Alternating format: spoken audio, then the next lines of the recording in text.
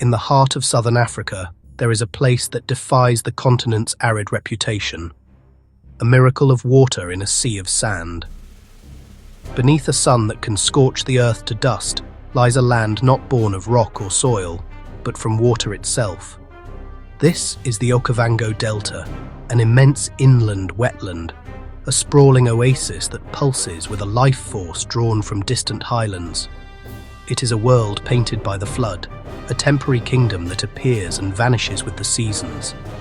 But do not be deceived by its beauty, by the shimmering light on its endless lagoons. This is no gentle paradise.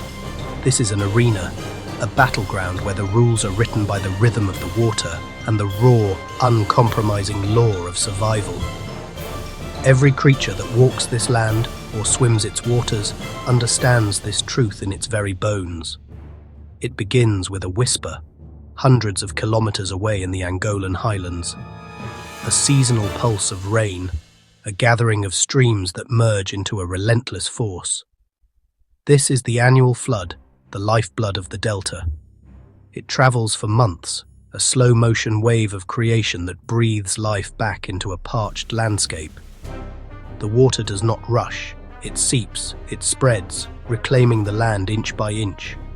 Ancient channels, dormant and dusty for months, awaken to become liquid arteries. Islands of palm and acacia that were once stranded in a desert of sand are suddenly besieged by a rising tide. For the grazers, it is a promise of renewal, of lush grasses and abundant life. But for every gift the water brings, it also brings a new set of challenges, a new kind of danger. The world they knew is dissolving, and a new, more treacherous one is being born. The arrival of the water is a signal, a call to arms for the hunters. They have waited through the lean months of drought, their hunger sharpened by scarcity. Now their time has come. The lions, masters of the ambush, feel the shift in the air. The floodwaters become their ally, corralling their prey, creating bottlenecks and deadly traps where none existed before. They patrol the newly formed shorelines, their golden eyes scanning for any sign of weakness, any hesitation. Elsewhere, the painted wolves, the wild dogs, begin their relentless patrols. Their strategy is not stealth, but tireless, coordinated pursuit. The expanding water fragments the landscape, complicating their hunts, but also offering new opportunities to isolate and overwhelm their targets. And in the shadows, the most elusive hunter of all watches and waits. The leopard, a creature of solitude and silence, uses the chaos of the changing world to its advantage, a ghost in the trees, its presence felt but rarely seen. The predators are awake. The great hunt has begun. For the prey, the flood is a double-edged sword. It brings forth a banquet of green shoots and life-giving water, but it also transforms their home into a labyrinth of danger. The vast plains where they could run are now a mosaic of islands and treacherous waterways. They are on the move, forced into a great migration dictated by the rising water. The red lechwe, antelope perfectly adapted to this aquatic world, leap and bound through the shallows, their splayed hooves giving them purchase in the soft mud. But even they are not safe. The water that sustains them also hides their enemies. The mighty Cape buffalo, formidable and fearless, must now cross channels where their greatest strengths, numbers and brute force, can be compromised. And the elephants, intelligent and powerful, lead their young through deep crossings, the matriarchs testing the depth, acutely aware that every step could lead them into a predator's territory. Every journey is a gamble, every crossing a roll of the dice. There are older hunters here, predators from a time before mammals ruled the earth. Along the newly defined ambush lines, the water's edge, patience is the ultimate weapon. The Nile crocodile. It is less an animal and more a part of the river itself. A living relic, perfected by millions of years of evolution to do one thing. Wait. It lies submerged, a log with a heartbeat, its senses tuned to the slightest vibration, the faintest scent of prey on the air.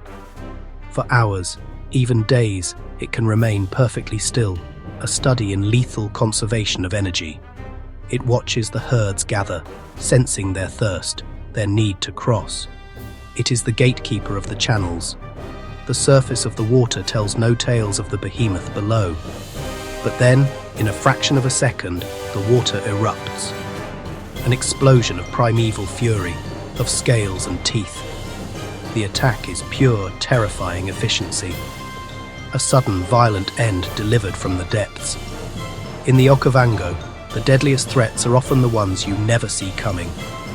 Yet, amidst the constant life-or-death struggles on the ground, there is another world. A world of sky and silence. High above the chaos, sentinels keep watch. The African fish eagle, its cry the very sound of the African wilderness, circles on thermal currents, its sharp eyes missing nothing.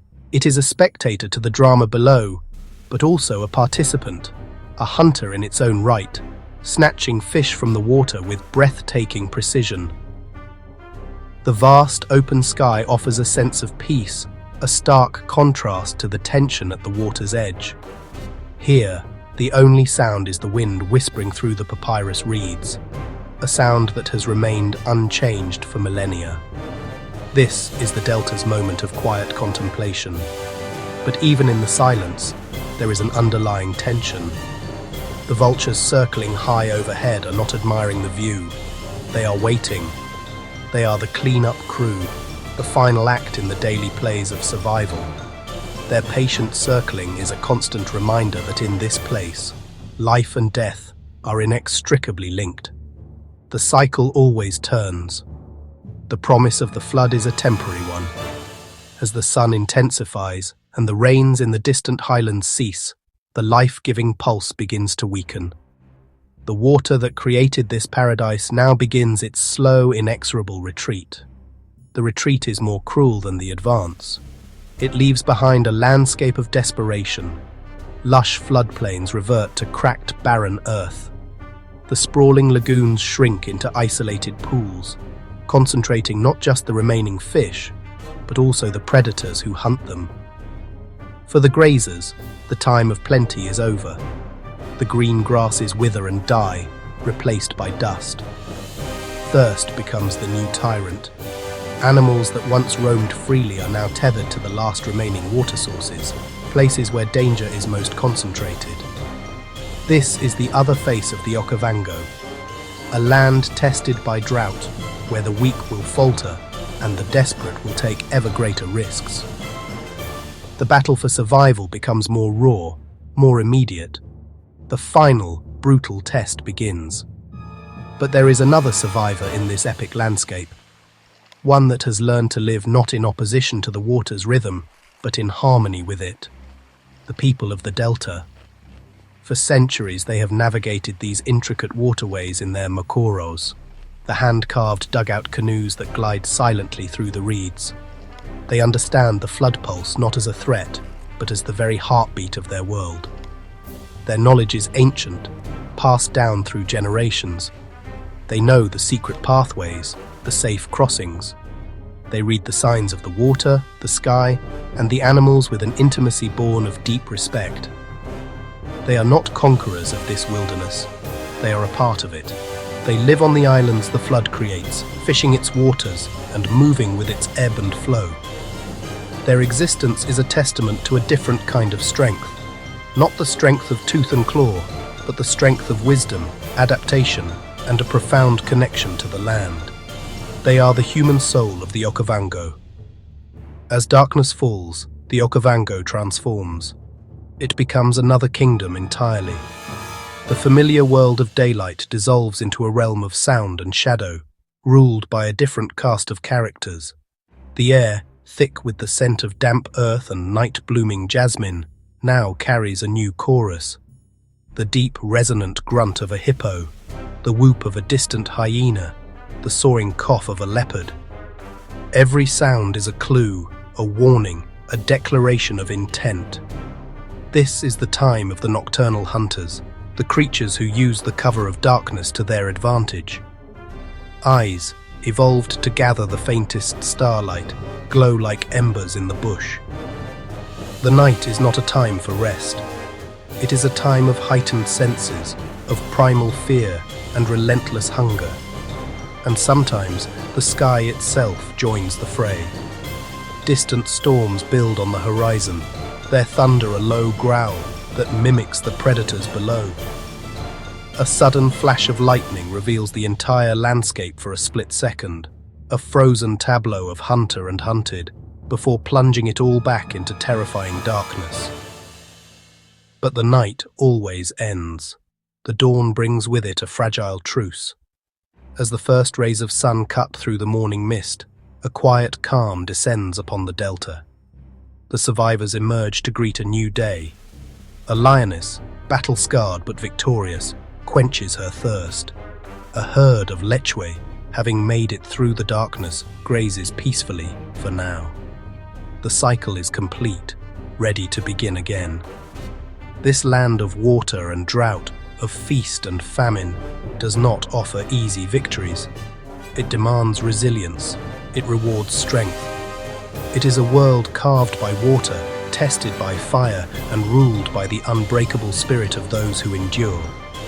This is not a story of good versus evil, but of existence itself, a timeless, brutal, and beautiful dance of life and death. Welcome to the wild Okavango, where survival is the only prize, and it belongs only to the strong.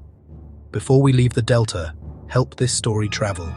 Subscribe, like, and share. Support wetland conservation.